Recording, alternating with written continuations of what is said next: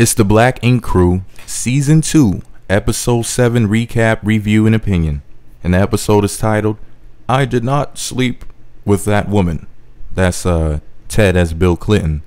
Before I get into this review, recap, and opinion extravaganza, I wanted to let you know that 2 of the stars from Black Ink Crew responded to me on Twitter, but I will get to that in a minute. Here it is.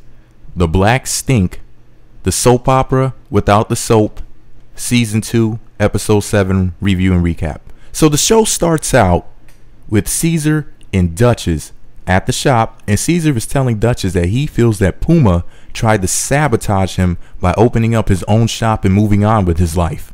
He is so scared of Puma's business acumen that he even discusses Dutchess opening up her own shop, another branch on the Black Ink tree, to compete with Puma.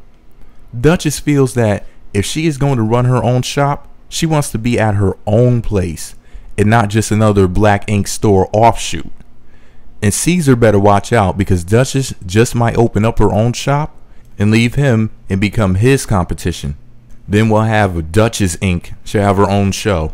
Anyway, Caesar is acting like a drag queen and on his man period or myriad. And his waterfall flow is heavy hunty. He was being a bald and bold drag queen in this scene. He was acting like Nia Lee on Love and Hip Hop. He was tooting his heavy helping of lips and rolling his eyes and his head, and then with those big diamonds or a girl's best friend earrings. I mean, come on. My testicles retracted watching this scene. To make it all worse, he starts crying about how he's gonna hire all white people. A shop full of ghosts? Anyway, this just goes to show how incredibly stupid this man really is. He picks the wrong woman, the wrong business, and now he wants employees because they're Caucasian. Why, baby head? Look at his big mouth, right? You see them big juicy lips? And you see that big old baby bottle on his t-shirt? He needs to shove that bottle in his mouth.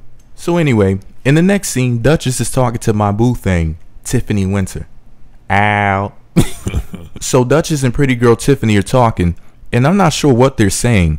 All I know is that Tiffany is so nasty. She likes to be slapped and spat on. I can tell. I just know that she likes chicks and dog bones and weird shit. She is totally perfect to roleplay my Star Wars fantasy with. Tiffany as Princess Leia and me as Darth Vader at a cemetery at 11 p.m. in the rain, preferably on Halloween. Chew on that. I have to stop the slow, lustful XXX music in my mind from playing to make this announcement. Tiffany Winter responded to one of my tweets about her. I said, quote, so happy that they showed us more of @1 Tiffany Winter on hashtag Black Ink Crew. She needs her own show. Hashtag Tiffany Winter, hashtag VH1, hashtag beautiful, hashtag girl. Ha. And this supermodel in the making not only retweeted my words, she favorited my tweet. Yeah, I'll be rubbing her feet and making her pasta from scratch in no time. So Dutchess and Tiffany are talking, and then bam, 2 pretty Latinas walk in the door looking so cute. No, not Erica Mena and Sin Santana, a different pair of voluptuous vixens. So one of them gets a tattoo of a lotus flower with a phoenix bird rising from it. And other than these 3 gorgeous women and Waka Flocka Dutchess, that was about it. But I appreciated the dimes. Speaking of dimes, Rhymes and Dimes magazine is shooting a photo shoot at the shop in the next scene. Tiffany is looking adorable, as always. She has on her tight little mural painting pants and her light green money t-shirt, and a cute little watch with a tan strap to match her beige mulatto skin. With her hair curly and bouncy, she's looking right. And I would have caused a malfunction in my camera from snapping so fast if I was the photographer. The music in my mind stops. I am not the photographer. The photographer is Big Joe, a big fat drama king, and he's really pissing me off. He went ham on my sweet little Tiff. He told Tiffany that her pants looked ridiculous, her shirt looked cheap, and her necklace looked like a trunk of garbage. Well, okay, Mr. Big Joe. All of this from you, Mr. C's twin brother? The back of your neck looks like a fat woman's pussy. You don't even get haircuts. You get the back of your head bikini wax. Neck looking like Gabrielle Sibiday bending over. And you want to talk about Miss Pretty like that? How dare you make this goddess feel self-conscious? Oh, I know why. Because after Hunty kicked her out of the way and pushed her off to the side, he couldn't wait to shoot old shit and walked. So before I say something considered to be anti-gay, I'm going to move on. So Cameron and Joel Santana's ex-manager, Big Joe, starts pretending that Dutchess and Caesar are late. When they arrive, Joe pretends that they're not only late, but they're very late to their own photo shoot. This was to create an overly dramatic scene, of course. And to be honest, I was upset watching it. It was just so fake and unnecessary. And there are probably thousands of people who don't know how TV is done that believe that this really happened. Trust me, it's fake. Now, what was real was a conversation that Big Joe and Dutchess had. He was cracking jokes and doing a loud, belligerent black woman impression. You know, like Tyler Perry, which I could totally see him playing the role of Medea. Anyway, when he was talking to Dutchess, he touched on something. And in so many words, he told her that she has to be responsible for her actions and herself, no matter what, and she can't blame anybody else. And Dutchess starts crying. Yes, he made Dutchess cry. And we all know that dirt and tears don't mix. This business is black ink, not black swamp. And of course, Dirty Dutchess turns Joe's advice into added advice when she states that she is tired of people using her as the scapegoat. Well, you look like a goat. She said that they need to take responsibility for themselves. And when she said this, all I could see was her head bobbing and her bedazzled denim vest and that piercing in her nose. I mean, is it just me or does she look like a gay bull? Millie Vasily looking ass bitch. Girl, you know it's true. So Joe has no issues with Caesar's clothing choices. One of his tops is a vest that is camouflage on the front with an American flag in the back. And the back has holes in it so you can see the camouflage peeking through. Perfect for a camping trip at the Rainbow Ranch. And Caesar is all salty over Joe taking more pictures of Dutchess than him. What type of stink attitude have a man as jealous over his woman getting shine in a photo shoot? And this, ladies and gentlemen, is why 2 million people plus watch this show. At the end of the day, people want to feel that no matter how low things go, there is always someone lower than them on the totem pole. I mean, you know you hit rock bottom when you're jealous of a chick that looks like a Jamaican dog. And people eat this up and say, life ain't so bad after all. Now we're finally at Ink 124, Puma's tattoo shop. And he's holding a job fair for tattoo artists, piercers, and receptionists. He has his friend Gold with him, and they are waiting on Sassy to show up. One of the job seekers was showing Puma and Gold some of his work on his dumb phone. Yeah, dumb phone, not a smartphone. His phone had more cracks and dents than a black stripper's ass. I mean, it looked beat up, and I was surprised that it still worked. Now that's a struggle phone if I've ever seen one. Hopefully they'll give him a job so he can get a new phone. The screen was just all broken up, and it looked like it was going to cut Puma as he wiped his finger across it. Did anybody notice how dirty Puma's fingernails were? Does he host events or fix cars?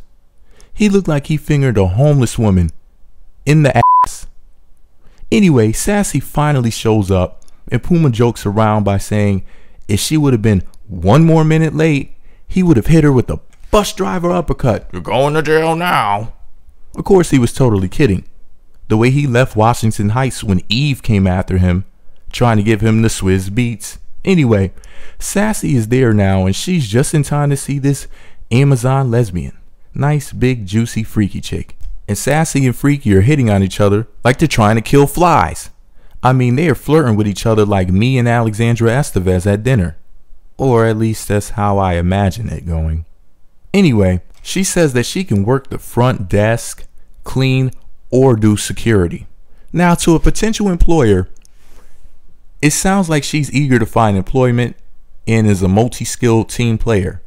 But let me break this down for you. What she really means is that she is desperate. She is struggling big time and will sell her soul for a job, even eat Sassy alive. Literally. If she would have hit on Sassy to get a job, she will literally do anything for $1. I just want to know what the bitch would do for a Klondike bar. She says that she wants a full-time position for her face to be used as Sassy's seat. I mean a full-time position so that she can be there whenever Sassy is there. Same thing. And the expression on Sassy's face is priceless. The last time I saw lips spread that wide, a woman was giving birth. Speaking of giving birth, Sassy looks like a gremlin when she smiles. Let's just say don't feed her past midnight and don't get her wet. Wait, come to think of it, I guess it's too late to not get her. Anyway, let me stop and say this. For the record, somebody somewhere right now is upset because I said that Sassy looks like a gremlin. I tell you what, the only difference between Nasty Sassy and Stripe from the Gremlins is that his hair was white and her hair is blue. So fuck off, fuck you. Anyway, the Ink 24 crew are outside now and Caesar and suspect Ted are walking to the shop, making fun of the crappy location. When they arrive, Caesar and Teddy Buns dish out fake hugs and phony pounds. Then they throw shade at Puma because his shop is a house being converted into a business and is under construction. The house I live in was gutted in a similar way, so basically everything is new when you move in. But these guys either don't get it or are pretending to not understand this. Anyway, Caesar and Teddy Tush are leaving now, walking down the street nearly holding hands. And Teddy is still upset with Caesar about the rumor of him smashing Sassy. And Caesar doesn't care.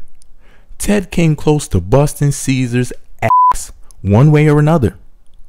After some going back and forth, Ted walks away before he lays his well-manicured hands on his cousin Caesar.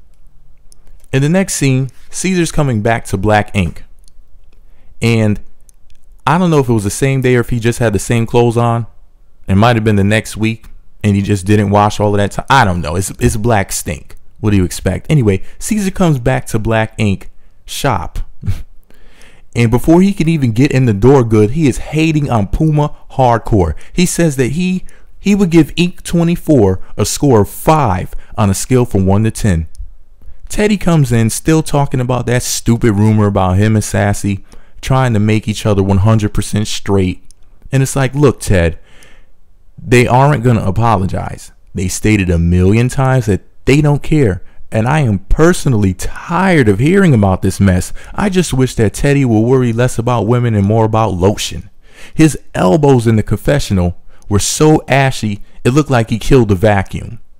In the next scene, oh shit's friend named Jason is coming to get an elephant tattooed on his stomach because elephants are loyal and Jason has been friends with old crap for 15 years. Don't ask me how he did it. I have to point something out about this scene. Old crap is hitting on Tiffany so hard in this scene. And let me tell you something, Mr. Old crap, if that's your real name, which it probably is. You have enough girls in a bad situation. You're supposed to enhance a woman's life, sucker, not downgrade her. So anyway, Old Crap's tattoo came out looking good.